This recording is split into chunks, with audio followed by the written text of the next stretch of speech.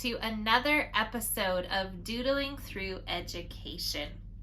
I wanted to start off this episode by apologizing that I put this one out just a little bit later than I usually do.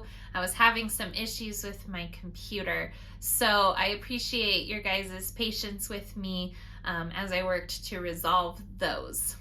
In today's episode, we have a history episode for you, and we're going to be talking about the Vietnam War, and specifically we're going to be talking about the history of the Vietnam War, how it led up to a war, plus we will also be talking about President Johnson and how the United States got involved in this war.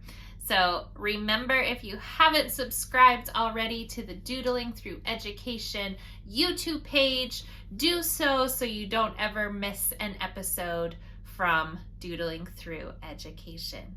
On that note, let's go ahead and start doodling.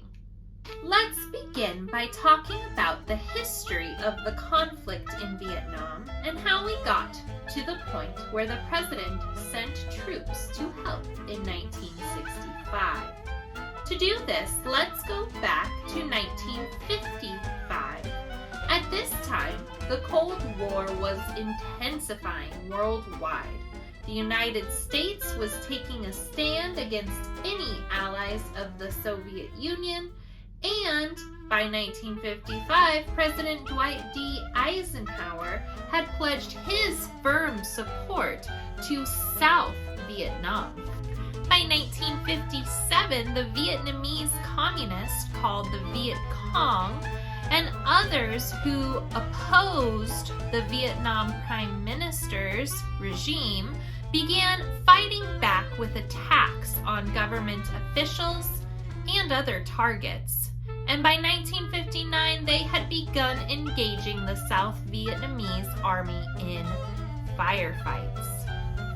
President John F. Kennedy then sent a team in 1961 to report on conditions in South Vietnam, and they advised a buildup of American military, economic, and technical aid in order to help confront the Viet Cong threat. There was a theory during this time called the domino theory, and it stated that if one Southeast Asian country fell to communism, many other countries would follow.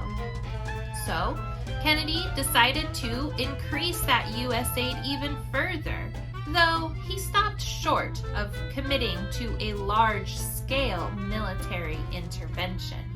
There continued to be instability in South Vietnam, so when Lyndon B. Johnson became president, there was a further increase in U.S. military and economic support. In August of 1964, torpedo boats attacked 2 U.S. destroyers in the Gulf of Tonkin. Johnson then ordered the retaliatory bombing of military targets in North Vietnam. Soon after this, Congress passed what was called the Gulf of Tonkin Resolution. This resolution gave Johnson war-making powers, and U.S. planes began regular bombing raids. These bombing raids were codenamed Operation Rolling Thunder. In March of 1965, Johnson made the decision to send U.S. combat forces into battle on the ground in Vietnam. He did this at first with American public support. By June, 82,000 combat troops were stationed in Vietnam, and military leaders were calling for 175,000 more by the end of 1965 to help the struggling South Vietnamese army. There were concerns from some of Johnson's advisors about this escalation, and honestly about the entire war effort, amid a growing anti-war movement. But in addition to the United States, South Korea, Thailand, Australia, and New Zealand also committed troops to fight in South Vietnam. By November of 1967, the number of American troops in Vietnam was approaching 500,000, and U.S. casualties had reached 15,058 killed and 109,527 wounded. As the war stretched on, some soldiers came to mistrust the government's reasons for keeping them there, as well as Washington's repeated claims that the war was being won. Bombarded by the horrific images of the war on televisions, Americans on the home front turned against the war as well. In October of 1967, 35,000 demonstrators staged a massive Vietnam War protest outside the Pentagon. They argued that civilians were in fact the primary victims. Richard M. Nixon won the presidency in 1968. In an attempt to limit the volume of American casualties in Vietnam, he announced a program called Vietnamization, withdrawing U.S. troops, increasing aerial attacks, and decreasing American ground attacks. This program also continued to give South Vietnamese the training and weapons needed to effectively control the ground war. Then, in January of 1973, the United States and North Vietnam concluded a final peace agreement. This peace agreement ended hostilities between the two nations. War between North and South Vietnam continued until April 30th, 1975.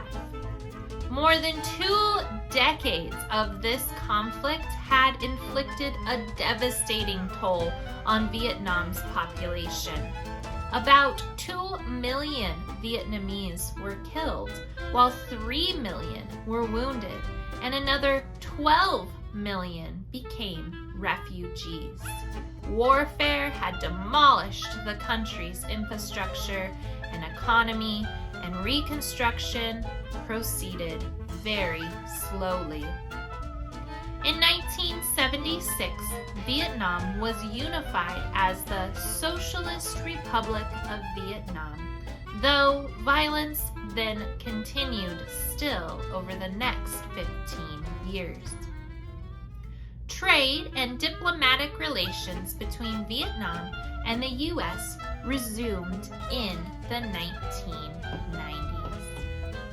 And that's all we have for this episode of Doodling Through Education. I hope you enjoyed this history episode, and I also hope that you go out and continue to learn more about the Vietnam War this week.